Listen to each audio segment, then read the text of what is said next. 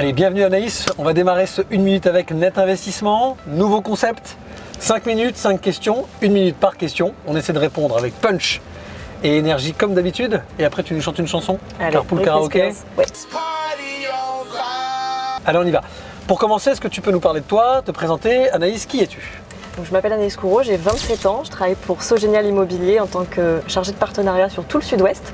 Alors ça va bientôt faire 1 an, avant ça j'étais pendant 5 ans directement en gestion de patrimoine avec les clients. Et encore avant, j'étais issue du monde de l'assurance, donc là j'étais côté back-office, middle office sur la gestion des contrats, assurance vie, personnes on va dire physiques et morales. Ok, tu as rejoint Sogenial quand? Donc en septembre 2022.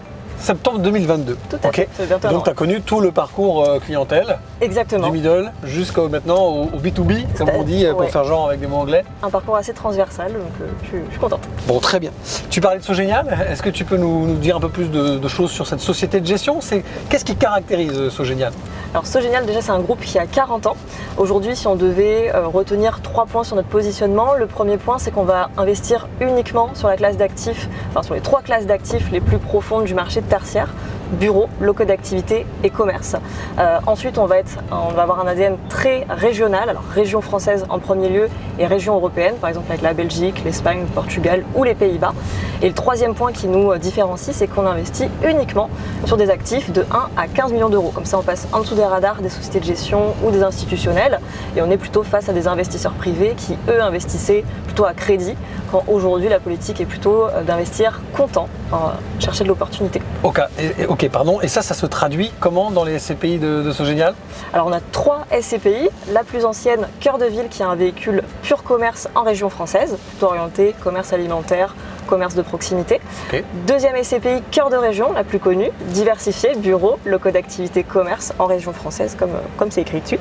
Et la troisième SCPI, donc la petite dernière, Cœur d'Europe, qui est aussi diversifié, mais cette fois-ci 100% zone euro hors France. Donc là, on va aller travailler, comme je dis, la Belgique et l'Espagne en premier lieu sur des bureaux, locaux d'activité et commerce. Super. Justement, tu parlais un petit peu de l'environnement dans lequel Sogenial intervient. Est-ce que tu peux nous parler un petit peu du marché que tu vis en ce moment? Comment ça se passe pour la pierre papier? Alors, ça se voit du côté gérant, du côté investisseur. Donc évidemment, entre les deux, tu as généralement le conseiller en investissement financier. Donc c'est important de voir qu'il y a des on va dire, changements d'investissement qui s'opèrent. Alors tu as de plus en plus de personnes qui se dirigent vers la SCPI diversifiée et non plus uniquement vers la SCPI de bureau, de la SCPI de commerce. Il y a une grosse partie aujourd'hui des investissements qui sont faits par les investisseurs, c'est-à-dire qu'on a passé donc fin 2022 le cap de c'est la diversifiée qui a le plus collecté que la SCPI de bureau. Et ça s'est retranscrit aussi avec les gérants qui investissent de plus en plus en région, forcément pour aller chercher un petit peu plus de rendement, pour évidemment lutter contre l'inflation aujourd'hui qui est grandissante, veulent aller chercher plus de rendement, un potentiel plus important de revalorisation de la part, et donc vont chercher des relais de croissance, que ce soit en région ou en Europe.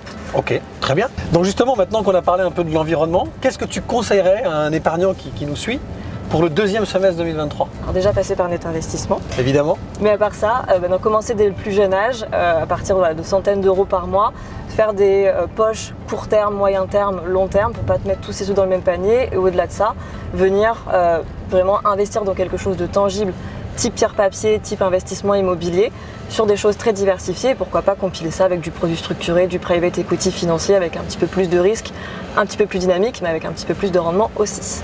Et justement, pour la SCPI, est-ce que tu conseilles également une allocation diversifiée pour pouvoir finalement mutualiser et diluer les risques? Alors, en effet, quand j'étais du côté client, moi j'ai toujours concocté des allocations avec une SCPI de fonds de portefeuille plutôt patrimonial, avec un bel historique qui a traversé plusieurs cycles économiques, pourquoi pas une SCPI de bureau.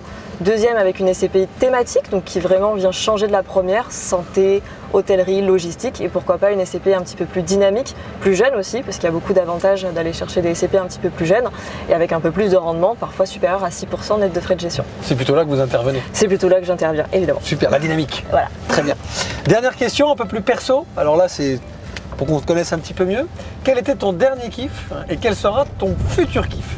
Alors mon dernier kiff, c'est que je reviens d'un week-end à Londres il n'y a pas très longtemps où j'ai fait du shopping, clairement, et aussi les studios Harry Potter. Donc avis aux amateurs d'Harry Potter, allez faire les studios, c'était trop bien. Tu connaissais Londres? Oui, moi je connaissais bien Londres, mais par contre, justement, deuxième surprise qui va venir.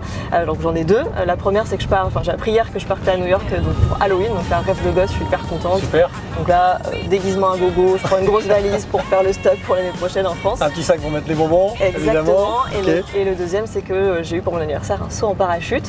Donc là, attention messieurs dames, je sais pas si j'ai envie de pleurer ou de rigoler, mais je vais y aller franco, comme d'hab. Bon, super. Merci beaucoup Anaïs pour ton temps. Et ben avec grand On vous plaisir. retrouve bientôt pour un prochain 1 minute avec Net Investissement. Bye bye.